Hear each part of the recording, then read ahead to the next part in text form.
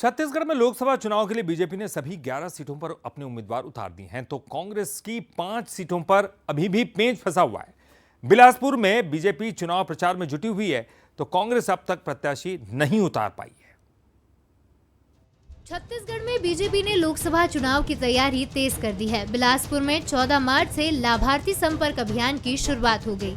इसी के साथ बीजेपी उम्मीदवार तोखन साहू कार्यकर्ताओं के साथ चुनावी प्रचार में जुट गए हैं, तो कांग्रेस अब तक यहां से प्रत्याशी का ऐलान भी नहीं कर पाई है। कांग्रेस से एक कदम आगे चल रही बीजेपी मोदी की गारंटी और विकास के जरिए जीत का दावा कर रही है। भारतीय जनता पार्टी की सरकार, माननीय नरेंद्र मोदी जी की सरकार और विष्णुदेव जी की सरकार ने जो जनता के लिए काम किए हैं, वो सबको दिख रहा है कि मोदी की गारंटी है। हम जो कहते हैं वो करते हैं। चुनाव के ठीक पहले हमने कहा था कि हम किसानों को 31 रुपये में धान खरीदेंगे, 21 कुंटल धान खरीदेंगे। हमने वो वादा पूरा किया। अंदर की राशि 12 तारीख को सब किसान भाइयों के खाते पर जमा हो जाएगी।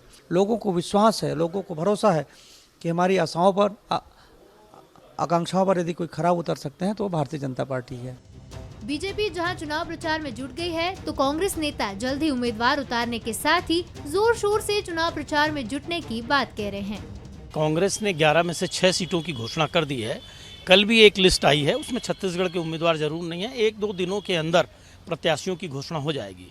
रहा सवाल चुनाव में उतरने का, तो कांग्रेस लगातार इस लोकसभा चुनाव को लेकर आम जनमानस को 2014 से और ये भी बता रहे हैं किस तरह भारतीय जनता पार्टी नफरत और धर्म के उन्माद, ईडी, सीबीआई, आईटी इनके माध्यम से चुनाव लड़ने का काम कर रही है।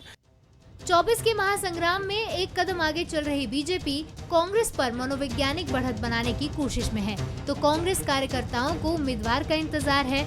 अब देखना होगा कि कांग्रेस कब तक यहां से अपने योद्धा को मैदान में उतारेगी।